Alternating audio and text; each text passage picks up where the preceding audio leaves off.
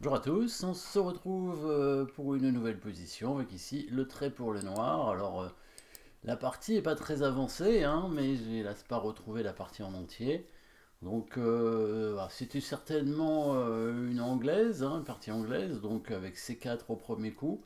Donc, a priori les noirs ont joué 5 au deuxième coup. Bon, après la suite, on ne sait pas trop ce qui s'est passé, comment les pièces sont arrivées à ces positions. Il y a eu un échange de pions en D4. Voilà, du coup, c'est au noir de jouer. Donc, quel est le dernier coup des blancs? Alors, probablement le coup B2, B3 pour défendre le pion en C4 qui a été donc attaqué par le cavalier en E5. Les blancs qui ne pouvaient pas faire F4 parce qu'il y avait la prise du pion en G3 sur échec, hein, le roi qui est resté au centre. Donc B3 qui, si c'est le dernier coup des blancs, est une grosse erreur. De toute façon, le dernier coup des blancs est forcément une erreur ici, parce que ils ont pas pris de pion, ni de... Bon, il n'y a pas de pièce, c'est sûr, parce qu'il n'y a aucune pièce d'échanger. Le pion n'a pas pu être pris à ce tour-là, parce que le pion, c'est forcément un pion dans la colonne du roi, donc il a pris en D4 il y a quelques coups déjà. Probablement le coup B3, c'était donc le dernier coup des blancs, et c'était donc une grosse erreur, hein. Ce pion, même pas sûr qu'il était en prise d'ailleurs, puisque il y avait une attaque ici sur le cavalier, avec le fou et le cavalier en même temps. Les blancs auraient dû certainement roquer tranquillement et la partie était à peu près équilibrée, on va dire. En tout cas, ici, les noirs ont la possibilité de gagner du matériel et vous avez certainement trouvé déjà. Alors, les coups forcés, il y a des échecs, mais pour l'instant, pas forcément très intéressant. Alors, qu'est-ce qu'on a comme échec? Alors l'échec, bon, l'échec de la dame évidemment sert à rien, ça pardonnait la dame. Cavalier F3, ça ne fonctionne pas.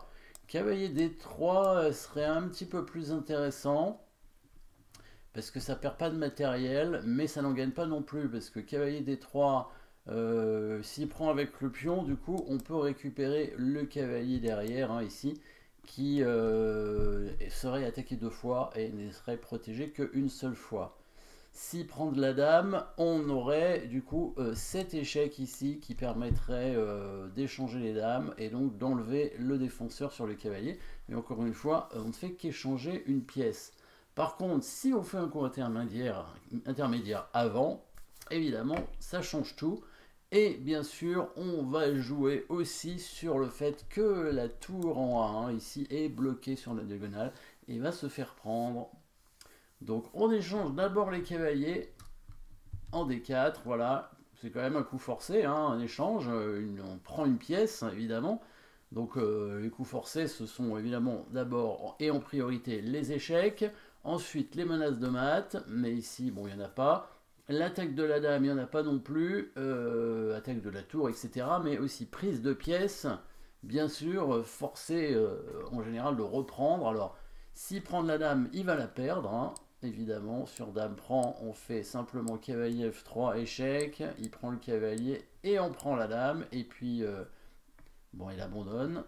Alors, peut-être qu'il doit reprendre avec le pion. Alors, pourquoi le pion? Parce que, en fait, comme ça, il peut reprendre le fou et il craint pas l'échec. Enfin, il le craint, mais c'est pas grave.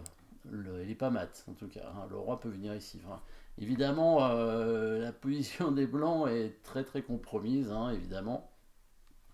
On peut encore faire un échec ici. Si le roi vient D3, c'est tout de suite mat. Et bon, il n'y a plus que le fou qui vient ici. Après, on peut faire encore un échec. Et il y a le cavalier qui peut couvrir et qui défend la tour. Bon, la partie continue. Évidemment, c'est mal engagé pour les blancs qui ont une dame de retard. Bon, pour un fou et un cavalier. Bon, c'est pas beaucoup, mais peut-être c'était le mieux à jouer. En tout cas, il a pris avec le fou. Bon, a priori, il va, il va perdre moins que tout à l'heure quand même, hein, puisqu'il va perdre qu'une pièce, mais c'est quand même beaucoup une pièce. Et voilà, là maintenant le coup de cavalier en D3, donc l'interception, hein, qui permet donc de bloquer bien sûr la dame, c'est ça l'interception, ça bloque une pièce. Et donc le fou serait plus protégé. sur la prise du pion, les noirs reprennent simplement le fou et donc vont gagner ici la tour.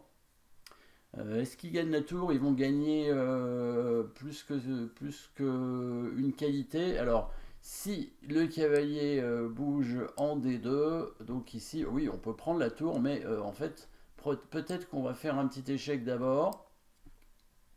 Ah, donc le mieux, c'est faire échec avec la dame, bien évidemment. Dame échec ici en E5 pour permettre au fou de prendre la tour en étant protégé, bien sûr, par la dame, hein. Donc là, il bouge son roi, disons, et là, on prend la tour avec le fou. Et la dame ne peut pas prendre le fou, donc on gagne bien une tour sèche sans perdre quoi que ce soit. Il n'y a pas grand chose d'autre à faire avec le lance. S'il met son cavalier devant, bah, ça sert à rien parce que de toute façon on prend le cavalier. Et même si on va perdre le fou, bah, c'est pas grave parce qu'on a déjà pris un cavalier. Donc on a quand même une tour de plus. L'autre coup, c'est bien sûr la prise avec la dame. Et à ce moment-là, évidemment, on fait échec, obligeant la dame à revenir. On échange les dames et même chose, on récupère le fou. Et alors là, peut-être qu'on ne gagne qu'une pièce là. Donc là, il peut mettre son cavalier au milieu, on prend le cavalier et il peut bouger sa tour. Évidemment, on n'a qu'une pièce en plus, mais évidemment, c'est suffisant pour gagner, surtout qu'il n'y a plus les dames. Hein, donc en finale, hein, un fou de plus avec autant de pions sur l'échiquier, c'est gagnant. La seule chance pour les blancs, ce serait évidemment d'échanger tous les pions pour essayer pour arriver à faire nul, mais il y en a quand même 7 encore. Hein. Donc avant d'arriver à tous les échanger, ça va prendre du temps et ce sera évidemment pas possible.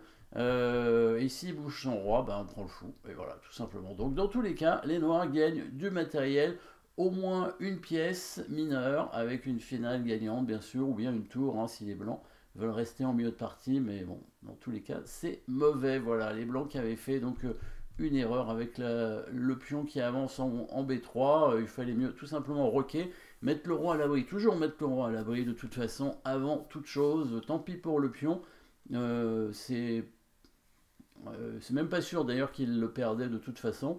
En tout cas, c'est mieux de perdre un pion, mais d'avoir le roi à l'abri que l'inverse, évidemment. Ça, c'est très important. Le roi, c'est la pièce qu'il faut protéger en priorité. Donc le roc tout de suite, tout de suite, tout de suite. Merci d'avoir suivi cette position. N'oubliez pas de vous abonner et à très bientôt.